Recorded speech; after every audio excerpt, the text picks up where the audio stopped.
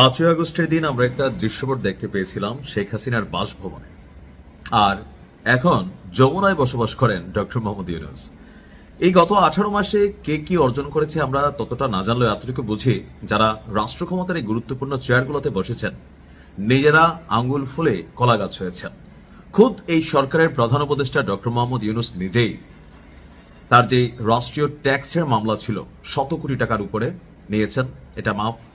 গ্রামীণ ব্যাংকে যথেষ্ট সুযোগ সুবিধা নিয়েছেন, বেশ কিছু ব্যবসায়িক লাইসেন্স নিয়েছেন। তো বাকিরা কি নিয়েছেন আপনি জাস্ট আইডিয়া করেন। কিন্তু এই যে যাদের কারণে তারা এই ক্ষমতা উপভোগ করছে, বিশেষ করে শরীফ ওসমান হাদি, আজকে তো শেখ হাসিনা নাই বা ওনার পুলিশও নাই নিশ্চয়ই, তো শরীফ ওসমান হাদির বিচারিক হত্যাকাণ্ডের যে প্রতিবেদন সেটা আমরা এখনো পাইনি। মানুষের মনে প্রশ্ন যে এই ইউনূস সরকার তারা কি আসলে হাদির বিচার করবে নাকি পরবর্তী সরকারের উপর পাস করে যাবে ক্যারাম বোর্ডের মতো? আসলে পাস করেই যাচ্ছে।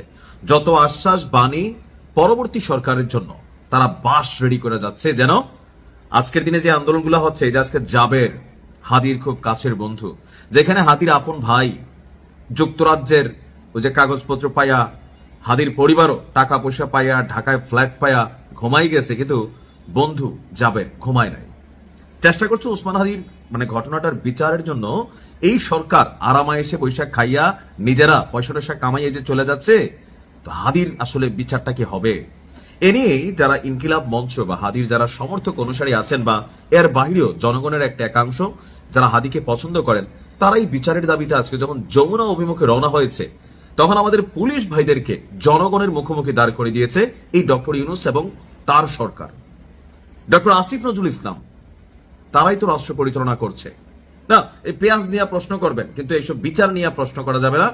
ক্ষমতা থাকা স্বরাষ্ট্র উপদেষ্টা খুবই নাইস ম্যান, কিন্তু একটা ঘটনার কি সুষ্ঠু সলিউশন করে তারা যেতে পারছেন? আজকে জাবের গুলিবিদ্ধ হয়েছে। দেখেন, জাতিসংঘের অধীনে শরীফ ওসমান হাদি হত্যার তদন্ত এবং হত্যার ঘটনায় জড়িতদের বিচারের দাবিতে প্রধান উপদেষ্টার বাসভবন যমুনা অভিমুখে যাত্রা করেছিল ইনকিলাব মঞ্চ। আন্দোলনকারীদের ভয় পায় ডক্টর ইউনূস, কারণ তিনি জানেন 18 মাসে নিজের আখের গোছাইলেও রাষ্ট্রের আখের অথবা যাদের রক্তের উপর ভর করে তিনি এই চেয়ারে বসেছেন, তাদের জন্য তিনি কিছুই করেন নাই। এই কারণে ওনার পুলিশ প্রোটেকশন দরকার হয়। তিনি তো কথা বলতে পারতেন না, তিনি আবার আমাদের বাংলাদেশের মানুষের সাথে কথা কমই বলেন, ওই নাহিদ সার্কেল ছাড়া তিনি আবার কথা বলেন না। তো এই যে তিনি কথা বললেন না, পোলাপাইনের খেপাইলেন, পোলাপাইন তো স্বাভাবিক যমুনার দিকে যাওয়ার কারণ কেন দরকার লাগলো?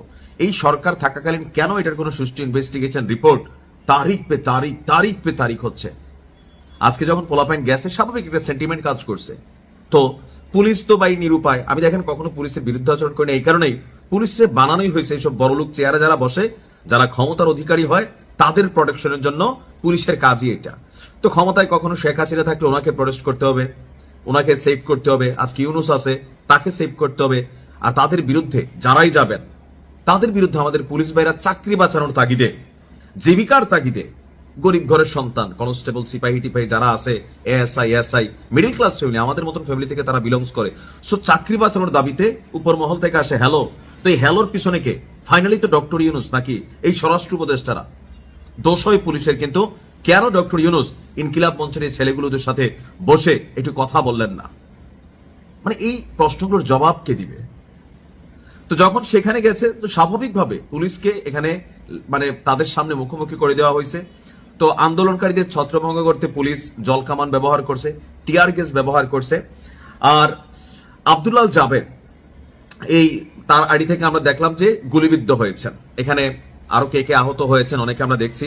সর্বশেষ দেখলাম যে রনি, সেও তার টিম নিয়ে তারা রাস্তায় নামছে। তো পুলিশ স্বাভাবিক রাষ্ট্রীয় নিরাপত্তা দিতে গিয়া পুলিশ তাদেরকে পিটাইছে।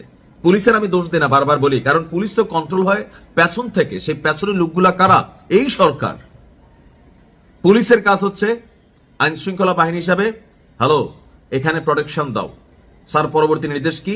কাজ লাগলে গুলি করো, কাজ লাগলে টিয়ার শেল মারো, রাবার বুলেট ছোড়ো। পুলিশ ছড়বে, আর্মি ছড়বে, এটা তাদের কাজ। কিন্তু তাদেরকে কেন আমাদের মুখোমুখি করা হচ্ছে? আমি জানি না যে ডক্টর ইউনূস ক্ষমতায় আছে আর কদিন, 8-10 দিন তিনি ক্ষমতায় আছেন, নির্বাচন হয়ে যাবে।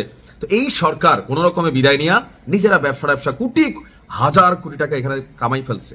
ভাবা যায় যে আওয়ামী লীগের আমলে মানে আমরা ওই দিন শুনলাম আমাদের একজন উপদেষ্টা বললেন যে 2 লক্ষ কোটি টাকা ঋণ ছিল 17 বছরে, আর এই সরকার 18 মাসে 21 লক্ষ কোটি টাকা ঋণ বানাইছে। কই গেছে এই টাকা? এগুলার কি আমরা আদৌ জবাব পাবো? টাকা পাইছে, ক্ষমতা পাইছে, উড়াচ্ছে। আর এখানে যে ঘটনাগুলো নিয়ে পুরো রাষ্ট্র প্রটেস্ট করলো, এগুলোর বিচার নিয়ে কে কথা বলবে? দেখেন, বারবার আপনারা যারা পুলিশরা এখানে ভিলেন ভাবতেছেন, আমি এভরি টাইম বলি, পুলিশের কাজই হচ্ছে প্রোটেকশন দেওয়া ক্ষমতাশালীদের, এটি তাদের চাকরি। এই জন্যই পুলিশকে তৈরি করা হয়। আমাদের নিরাপত্তার ইস্যুটা আলাদা, আমরা গরিব। পুলিশ যারা চাকরি করে তারাও গরিব। আপনি দেখছেন কোন এমপি মন্ত্রীর ছেলে সেই ধরেন পুলিশে জব করে, কোন বাংলাদেশের বিশিষ্ট ব্যবসায়ী ধনকুবের তাদের ছেলেরা পুলিশে জব করতে করে কারা? আপনার ভাই, আমার বাপ, আপনার বোন জামাই, এরাই।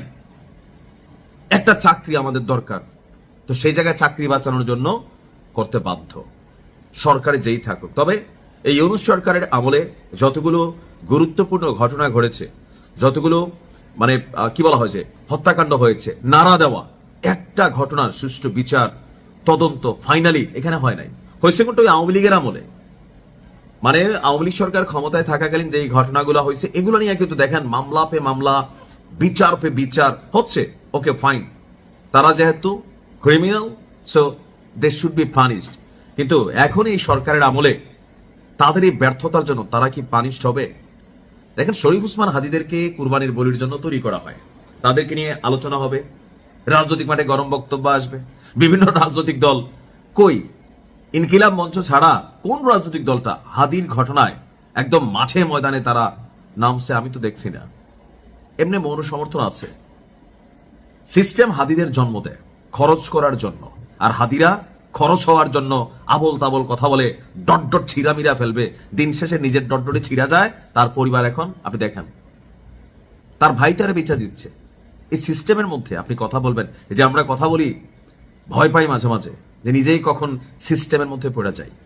তারপরে বলি বিবেকের তাড়নায়, জাবেরকে যেই ঘটনার শিকার হয়েছে, এখানে আমি পুলিশের দোষ দিতেই পারি না। আমি দেই পুলিশকে কন্ট্রোল করে যেই ইশারা, যেই টেলিফোন, যারা তাদেরকে। আপনি পুলিশকে ভিলেন ভাবার কোনো সুযোগ নেই।